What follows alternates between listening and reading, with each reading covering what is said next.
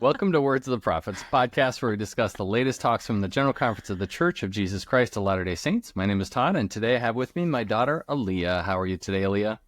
I'm doing great. How are you? I'm doing great. Your brother is nowhere to be found. Your mother, we know exactly where she is, and it's not here, so it's good to have everyone together for that recap episode, but alas, they have flown hence. Since we mentioned the recap, we should say that the Every Temple podcast was deeply disappointed in our negligent behavior. We used several very harsh, critiques to let us know that we didn't say that they paused announcing temples, which is pretty important. And President Oaks basically just said, we're going to catch up for a little bit because President Nelson went crazy. And I learned from Rivka and Burke while we were watching conference that actually when he announced the one in Russia where he's like at an unnamed city, which thought was a little weird when it happened, apparently nobody knew he was going to do that, including himself. He just like got up there, felt impressed to say it and said it. So, wow, I didn't know that. Yeah. So cool. Take that, Every Temple podcast. If you want to learn about temples, come to this podcast. No. Actually, we do love you. Their last podcast, they mentioned us and said, if you want to listen to General Conference stuff, go to this podcast. So thank you guys, and keep up the good work on the temples. I really like it. Mm-hmm. Yeah. Speaking of Rivka and Burke, welcome. Burke, how are you? Great. Happy to be here. Felt that honesty in that statement. Rivka, how are you today? I am great, and I'm very happy to be here. Good. You guys recovered from our adventure? Yeah. I don't believe it required recovery. It was so great. Sure. I think I can't speak for Rivka, but for most people, getting up at 3 a.m. to drive to the airport in a time zone 3 hours away from your usual time zone would require a little bit of recovery.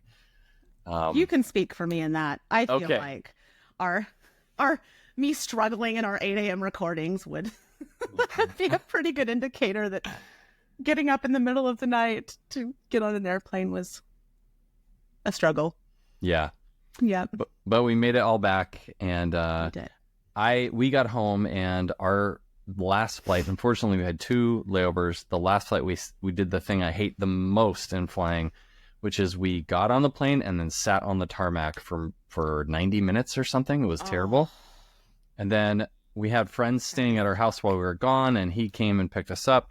And then we chatted till like 11, and then I had to teach seminary the next morning. So I, too, needed a little bit of recovery. But I think I'm all good now and excited to talk about conference. So let's do it. We're going to talk about Elder Stevenson's talk, Blessed Are the Peacemakers. And it comes at a time when many people needed peace, although he did say that he felt prompted to write this talk before some of the more recent events. So let's hear what Elder Stevenson has to say about peace. Alia, we'll start with you. What was your fundamental doctrine? All right. Mine comes right after he talks about a bunch of kids. They polled a bunch of children and said, what is peacemaking to you? And they have all their answers, which are great. And afterwards he says, these children's responses are evidence to me that we are all born with divine inclinations toward kindness and compassion. The gospel of Jesus Christ nurtures and knits these divine traits, including peacemaking, into our hearts, blessing us in this life and the next. So essentially, peacemaking is an inherent gift or ability, inclination maybe, that we're all born with to some degree as humans with a soul that was given to us by God. And the gospel of Jesus Christ is one of the ways that we make that a stronger influence. And so if we want to be peacemakers, it's inside us already. We just gotta access it with the gospel of Jesus Christ. The seed of peacemaking is there. We just have to let it grow. Mm-hmm. Now, I had some thoughts when he said it was sort of divinely inside of us. Perhaps Burke did too. I don't know, Burke, if this is something you would think about or agree with. if that's true, why is there so much violence and war in the world? Not just like actual wars like World War II, but just day to day, people are bad to each other, including in violent ways. I don't know, Burke, any? I don't know why, but I don't like it. Me either. Agreed. I don't know. I've brought this up before on the podcast, in that when we start talking about these inherent qualities of childhood, I have real difficulty with it, because I feel like most of the things I've learned from the gospel in my life were to counteract the things I was born with. Selfishness, greed, that sort of thing. Yeah. So while certainly sometimes kids do beautiful things because they want to, they also can be really mean and really selfish and really not that kind. So I guess it depends on which direction you go. Yeah. Sort of that war between the soul and what is good and the natural man and what is not. Yeah. Rebuttal, Alia? I think that last thing he said pretty much sums up my thoughts. I think we're born with the good and also the natural man. And it's inherent to us because we don't have to be taught peacemaking in order for us to know that it's a thing. But we do have to be taught it and practice it to get good at it still, because the natural man is obviously there always. And so all these good traits that we're born with that are part of our divine nature are kind of counteracted by the natural man and a fallen world, being surrounded by people who are also fallen and also have a natural man that's, warring with them. So it just puts us on an even playing field with ourselves. Okay. We're born with good and also bad. Maybe a way to rephrase that is we all have the light of Christ, right? You don't need the gift of the Holy Ghost to have the light of Christ. So we are all born with peacemaking. The light of Christ can lead us to expand that. And then if we listen to the gospel of Jesus Christ, we'll expand it even further. Yeah. Okay. Fantastic. Okay. Let's go next to Rivka. Rivka, what was your fundamental doctrine?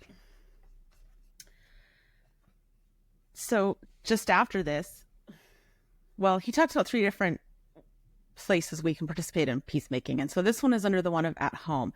But he shared a story about a family who was dealing with someone who was difficult and what they were going to do about it, the choice of how they were going to respond. And anyway, they chose to, instead of responding with silence or retaliation, the children would do something unexpected. They would respond with kindness, not just polite restraint, but a deliberate, heartfelt outpouring of kind words and thoughtful deeds, no matter how they were treated in return.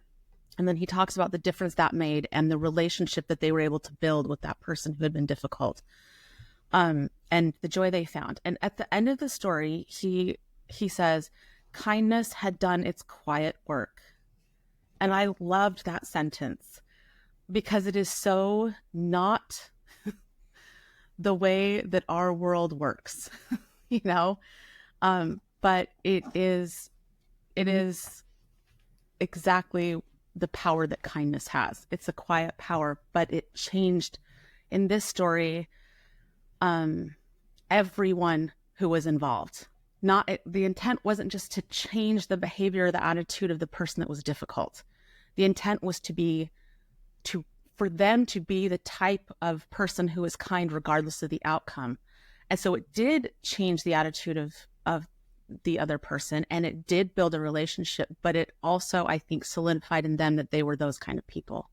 And that is a powerful work that is possible with kindness. So I just love that sentence. Kindness had done its quiet work. Kindness had done its quiet work. Do you have any time in your life where kindness has done some quiet work for you in your relationships? Well, I mean, I think a lot of that has happened in our Burke and my marriage, as we have tried to be kind to each other and serve each other and place that as a priority over, over demanding or over arguing, that sort of stuff. And I think, we've been married for 21 years, and marriage is work, and it's takes a lot of effort, and it's not always easy or pretty, but we're already seeing some of the benefits of this quiet work that takes some time and really has a very powerful, helps you build a powerful, I think, base in a relationship, in a marriage. Okay. I like that. A good base in the marriage. That's a wonderful thing. So much of what the world teaches about relationships is excitement and what are the other words? I don't know, based on infatuation, and deep kindness is much more long lasting than those things. Yeah, it's not a fast work, and it's not necessarily like what we would call like productive or efficient work, but it is a stable, steady work that over time can, like, I feel like it exponentially produces good things. Like an underground river. Yup. Sarah Groves is a singer. She talks about that. Rivka, what if you are kind to somebody and who is not kind to you, and they do not change? Yep, that's a real possibility. No, that doesn't happen. That goes against game theory. Oh, explain, please. The prisoner's dilemma. There's more to it than that. But the prisoner's dilemma at base is two people who are involved in a crime get arrested at the same time, put in separate rooms, and they have the opportunity to rat the other person out. And if you play this over and over and over again, multiple iterations, and you write a program to have the most optimal outcomes, it turns out the very simplest program you could possibly write just about is the most optimal outcome, and that is you do to that person whatever they did to you last time. So tit for tat. Golden rule, sort of. Closest eye for an eye. Yeah, right. Okay. Like that's, and it's interesting to me that that's as close as the statistics of this world can get to optimizing that problem. But it's still not. Hammurabi, right? Yeah, it's still not what the gospel Right. is. No, yeah, this is definitely asking something that is to strengthen our divine inclinations rather than our fallen inclinations, for sure. Yeah. Well, I was just thinking in that question, when the Savior taught in his sermon on the Mount of Beatitudes, he said, "Love your enemies, bless them that curse you, do good to them that hate you, and pray for them which despitefully use you and persecute you." And in nowhere in that area of scripture does it say once they've changed or once they've come around or as long as the response is a positive one. He just doesn't, because this isn't about the other person. It's about us becoming something. And that's what, he's not, like, President Nelson's talk was not how to get other people to be peacemakers. Like, this is a peacemakers wanted. The whole time I was reading this, I had in my head Michael Jackson's song, Man in the Mirror. That's what happened when I read this. I'm talking to the man in the mirror. Yep. Yeah, Asking that is him to change his ways. If you want to make the world a better place, take a look at yourself. And make that change. Yep. That's a good song. The reason I brought it up for a few reasons. Number one is Elder Stevenson didn't make that explicit. He just gave this amazing example. And as with so many of the stories I read in the Ensign over the years, the outcome maybe should have been more explicitly divorced from the action that was taken, right? Right. So they were kind, and it's great that the other person softened, but that doesn't always happen. No. Yes. But I think, I was just going to say, but I think because of the way that the Savior teaches this and the way that this doctrine is, it doesn't, the change that happens in you can be the same. Yes. No, I agree, and that's exactly why I was bringing it up, because Elder Stevenson did not say that. Right. So I was just adding a bit of clarity that if you are kind to someone who is mean to you, they might still be mean to you. But the point is, you are making a choice for yourself. Well, and that is a very Christ-like attribute. I mean, the whole story about like during his crucifixion and his Father forgive them for they know not what they do. Yeah. Those people did not have a change of heart while they were crucified. No, they did not. But that did not change who he was or his attitude toward them. Correct. It just didn't. Yeah. That's hard. This is a hard thing. Like, this talk feels like, oh, this is nice and there's great blessings, but this is a significantly difficult thing we're being asked to do. Yeah, true. Alia, what were you going to add? Just that when I've had situations in my life where I am deciding to, I guess the phrase is like, be the bigger person or whatever. Like, someone is being mean or rude or whatnot, and then you have to decide to be nice. The temptation is always because you want them to change. Like, Yes. if I do this, then they'll do it too. Like, they'll be nice to me back. And that can happen, and I've experienced that in my life. Stephen Covey, is Stephen? Sean? No, Stephen? Stephen. Sean's a son. Okay. Stephen Covey would say that when you focus on your own circle of influence, you start to expand it. And so by being a kind person and focusing on that circle of influence, he would say that then that influence is going to expand to other people. You can't guarantee any specific outcome, but you can guarantee from yourself that you'll be happier and also more like God, and also have a clean conscience. So what's to lose? Lots of effort, I guess. But the Lord loves effort, so go for it.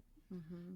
Yeah, I would also add in some other thoughts here, like from Elder Holland, when he talked about abuse, saying, again, our Christ-like job in that case is kindness and forgiveness and compassion, not judgment. But it is not, that does not mean, it's not the same as leaving down boundaries and allowing yourself to be vulnerable. So like, if someone's harming you, you can be kind to them, but that is not the same as letting them harm you over and over. And I think in marriage, especially, Rivka, or any long-term relationship, that kindness should be done out, as Alia said, just out of the purity of your love for that person.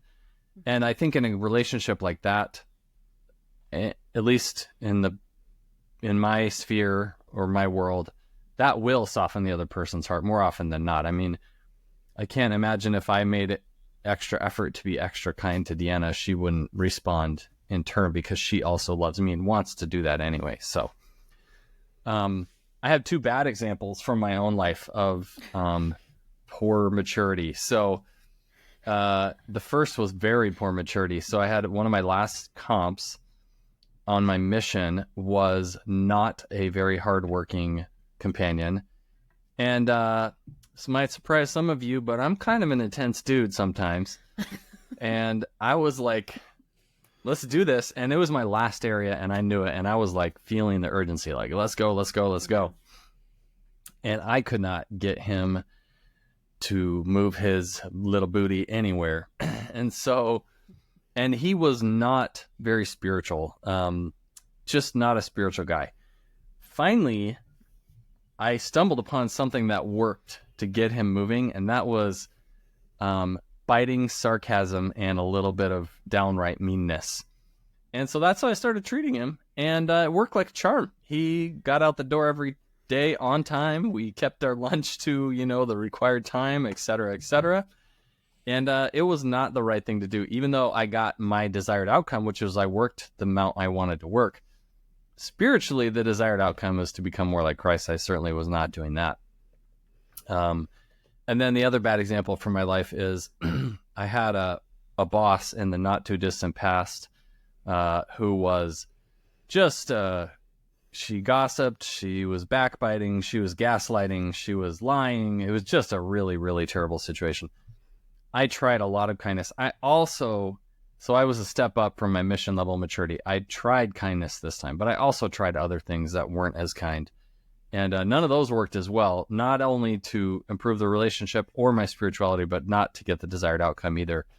And eventually I just left work because I hated work, and because I was prompted by the Lord to leave work, and I got a new job. So that at least was an example of boundaries, but I could have handled that in a more Christ-like way. So, all right. Anything to add to that before we move on to Burke? No. All right. Burke, the most patient man in the world, is still here. Burke, we're developing a pattern. We're 20 minutes in, and it's your turn now. So take it away. Well, I think the central doctrine is that sometimes children have to deal with an adult whose demeanor is often grumpy, condescending, and curt.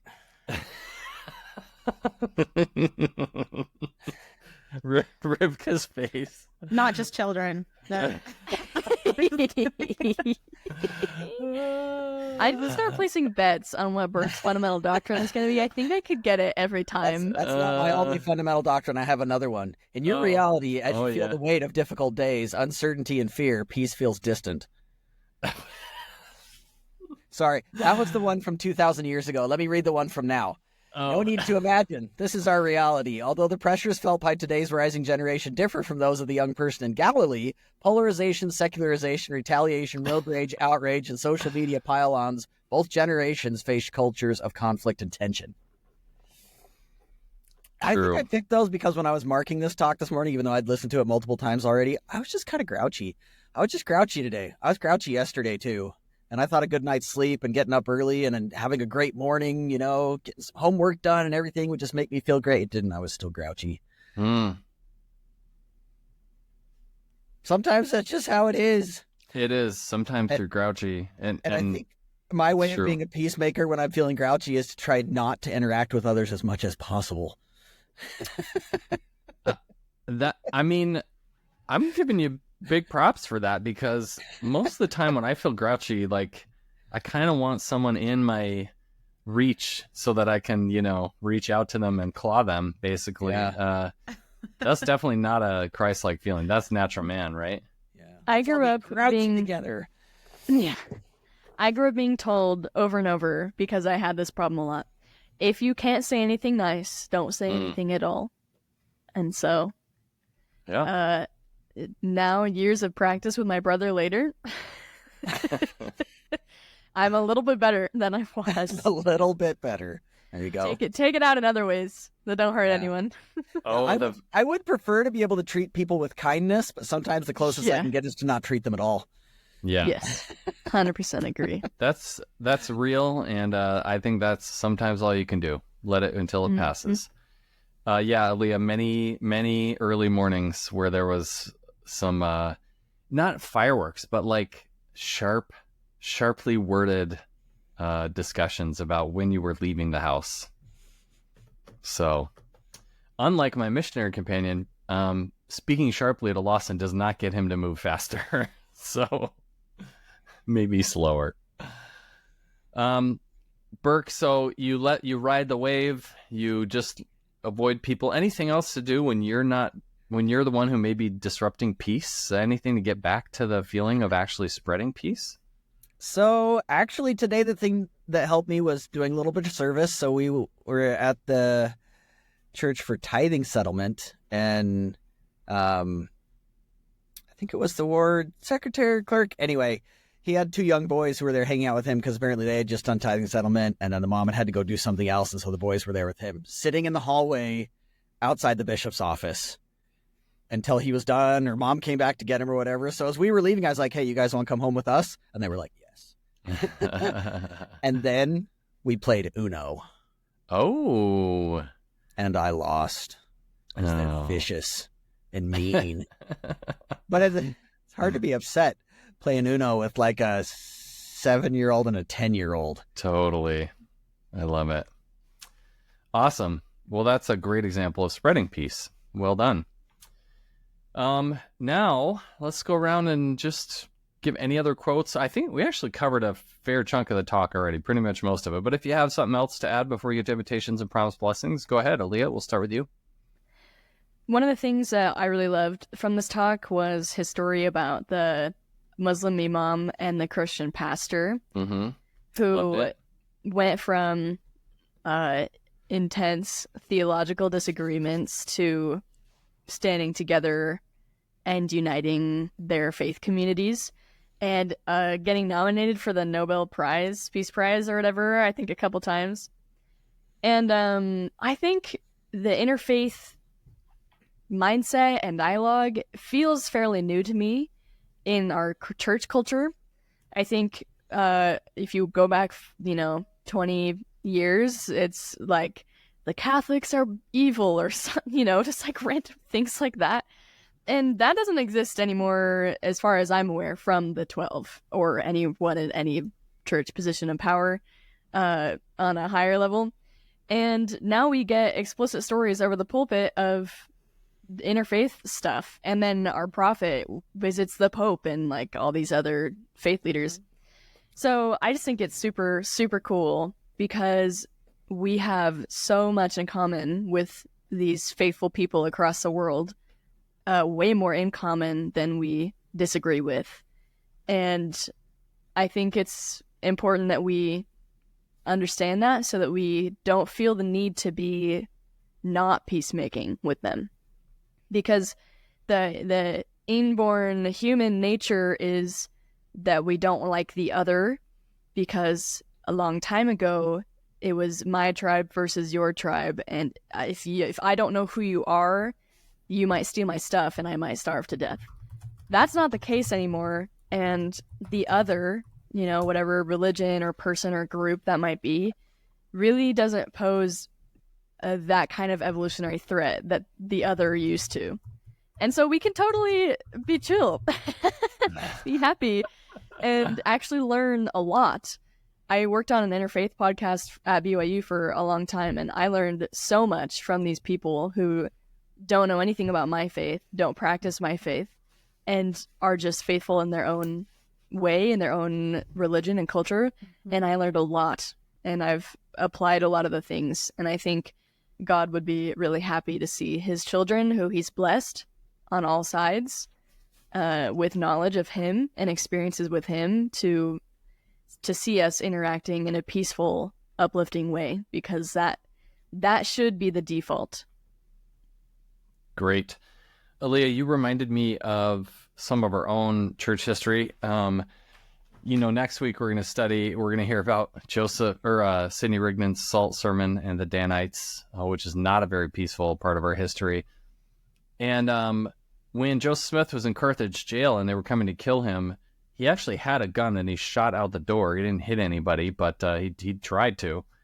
So how do we reconcile a moment like that in Joseph Smith's life? I think in the 21st century, that doesn't fit our idea visually of a peacemaker. There's a much different standard or behavior pattern back then, but or maybe some of the other ways that members of the church have not always been peacemakers. How do we deal with those sorts of things? Like, how do we reconcile our past? I guess I don't have the question fully formed, but yeah, how do we reconcile the behavior of some people in our church when it wasn't peacemaking, especially Joseph Smith, who we revere? Well, God commanded Nephi to kill Laban 1,000,000 years ago. So This is not new necessarily. He promotes peacemaking, but he isn't black and white, I guess, with that. That commandment is not like a never defend yourself or never do something that might be harmful to promote the greater good. Peacemaking, I think that's a judgment. It's not the same as pacifism, is what you're saying. Yes, correct. And that's a judgment that is maybe hard for us as humans to make accurately, but God, obviously knowing everything and everyone, is, I would argue, a pretty good judge of what the greater good is. Yeah. I would be hesitant to think that he would ever ask me to cause physical harm to someone. I can't imagine a situation, unless it was in self-defense or whatever, but a Nephi Laban or whatever situation seems very unlikely, but I guess given our history it's possible. But it's not I wouldn't say it's the default. I wouldn't go into a situation where there's no indication of physical violence and be like on edge waiting for it, you know? Yeah. I love that. And I'll just add that people aren't perfect, and sometimes even the prophet does things that are not commanded by God. So, Rivka, what's another quote from this talk? You're on mute, by the way. Probably you did that so you can turn book. all the pages that you wanted to turn. You guys, I learned that Rivka, like, you know how I carry like keys in a wallet? Rivka carries a pouch full of pens and pencils and colored things. It's like the Batman bat belt of pens. It was really incredible. We needed pens, and we did. Luckily, I had them, and you produced them. So. I have the same issue with flashlights, so I'm not judging. Okay. He shares a quote from Elder John A. Woodstow, and this is during World War II. And he said, the only way to build a peaceful community is to build men and women who are lovers and makers of peace. And I spent some time this week thinking about lovers of peace and makers of peace, and all of the ways that I see in many, many avenues of our entertainment in society that does a work in exact contradiction to this. So I wrote like versus a love of conflict and drama, anger, revenge, vindictiveness, pettiness, justified grudges, being unforgiving. There is a lot of entertainment out there that is like this, right? Like family drama stories and anything that is reality television, all of these things that thrive on contention and drama and pitting people against each other. And I just thought, okay, well, that's how to make, lovers and makers of that kind of stuff. So what are ways that we work individually or as a society to try to make lovers and makers of peace? Like, what does that look like to love peace? I don't know. Well, just a thought I had. I haven't like fleshed it out or anything. Yeah. So, but it's just something that I am thinking about and will probably kind of look for, because the other seems so blatant and obvious, but there has to be ways that we are trying to like genuinely learn to love peace and make peace. And I say genuinely, meaning not in a way that's saying the person that I think is doing something wrong should be stopped or shut up. Yeah. Because that's not it. That's still pitting people against each other and not working together. But anyway, I feel like it's a lot more rare to find good examples of people actively trying to learn loving peace. Yeah. It's hard to do that against everything the world is doing and get any notice, right? They're so loud and they're not peacemaking. So yeah. Well, and it just is so much easier to do the other and so much more entertaining. Right. Okay. All right. Good thoughts. Burke, anything else to add? I was going to say something really profound just then, but then I forgot what it was. Okay. As soon as it comes to you, when the microphones are off, you share it with us. In that case, let's go on to our invitations and promised blessings, and we'll just start with you, Burke. All right. He doesn't actually say this as an invitation, but I think it is. He says, yet to be a peacemaker is not to be weak, but to be strong in a way that the world may not understand. Peacemaking requires courage and compromise, but does not require sacrifice of principle. I think that's the hardest part of it all.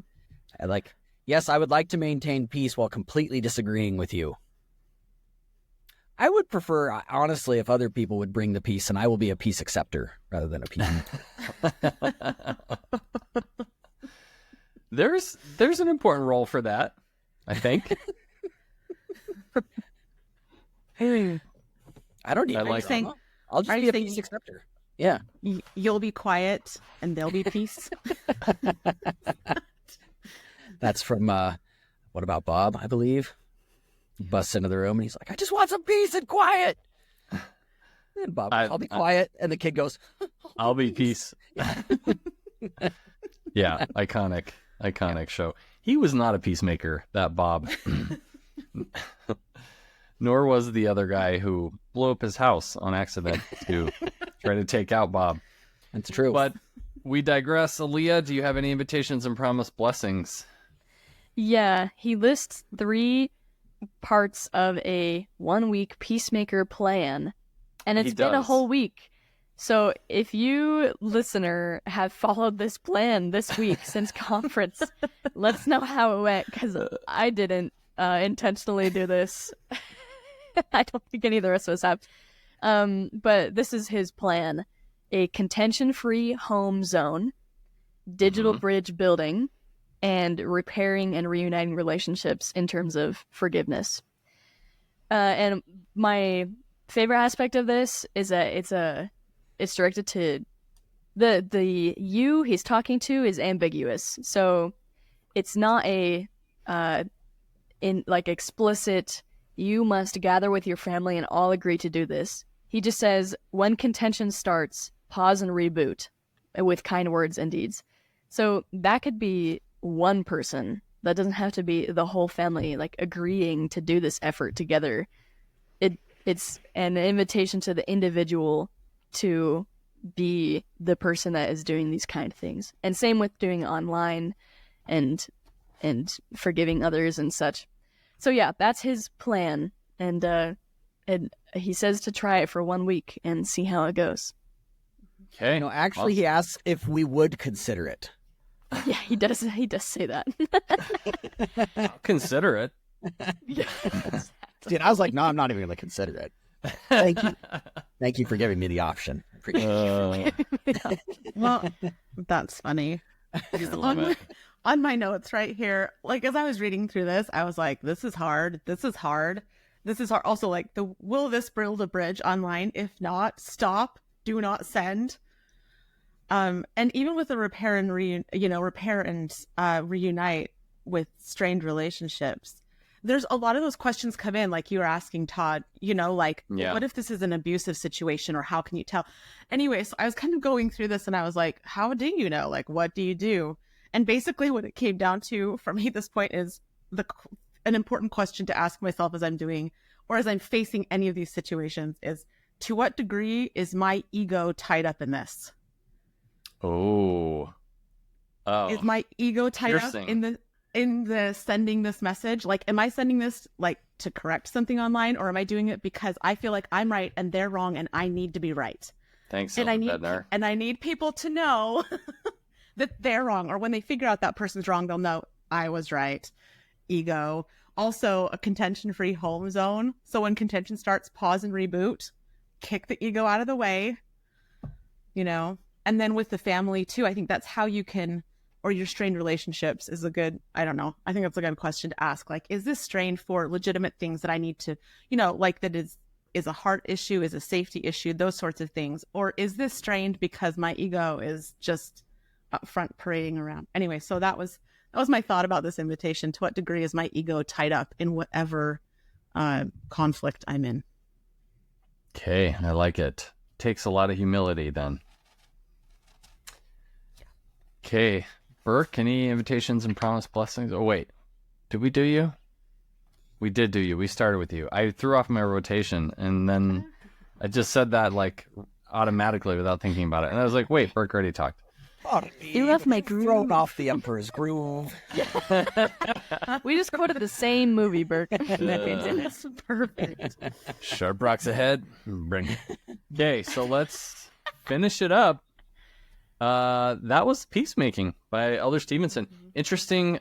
We didn't really talk about this, but an interesting contrast and different sort of approach than President Nelson took, but also really helpful and needed at this time in the world. The next talk we're going to discuss, one of my favorites, Tune Your Heart to Jesus Christ, the Sacred Gift of Primary Music by Sister Tracy Y. Browning.